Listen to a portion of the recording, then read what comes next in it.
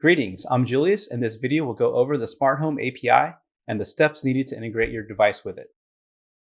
Let's take a look at the steps to integrate. After setting up your OAuth server, your action must successfully respond to a sync, query, execute, and disconnect intent. I will detail each step within this video. Let's go. OAuth is an industry standard that securely delegates access. Every smart home action must include a mechanism for authenticating users. Google Smart Home only supports OAuth with an authorization code flow, which requires you to have two endpoints, the authorization and token exchange endpoints. Google uses these endpoints together to get permission from your users to call these APIs on their behalf. When a user successfully links their accounts using OAuth, Google Assistant triggers a sync intent. This will let Google know all the devices and their capabilities, also known as traits, linked for that individual user, as well as populate and/or update home graph. Here is a sample request and response for sync intent. Use Sync Data Validator to validate the sync response as the first step of troubleshooting when you don't see devices populate in home graph. This tool checks for bad formatting and required attributes per trait, but it does not check for required traits per device type.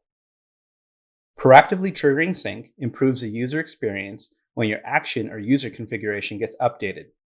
Known as request sync, this API eliminates the need of the user to relink when things change, like adding or removing devices or name changes. Request sync must be implemented for certification. When a user asks for the temperature of their thermostat, Google Assistant sends a query intent. Google Assistant will query on the behalf of the user to ensure report state is accurate. A query response will not update home graph like how report state currently does.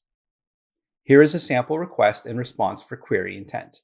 For when the user asks, "Is my light on?" You can see the response indicates the light is currently on. When the user requests an action to be done on the device, Google Assistant sends an execute intent to your fulfillment URL with all the necessary parameters. When a user utters, for example, "Turn on the lights," Google Assistant processes this and determines which device the user is trying to move into what state. We send this command to the developer cloud to send to the user's device. Here's a sample request and response for execute intent that occurs successfully. Here's an example of a failure. The user is trying to change the brightness when the device is offline and shown by the error code. Returning error codes and exceptions are helpful for users since they will hear a TTS response back, giving them an understanding why the request failed to execute. Here's an example of a follow-up response to a user requesting to close a garage door. Since it takes time for the door to fully close, Google will send a unique follow-up token expecting the developer to return back at the success or failure of the execute. While the command is processing, return pending state to prevent a timeout to occur. Once the execute finishes, return a follow-up response with the follow-up token attached. Developers can also implement non-blocking exceptions. In this case, a user tries to lock the door and the batteries are low on the device. The response is still a success since the state changes to "isLock is true."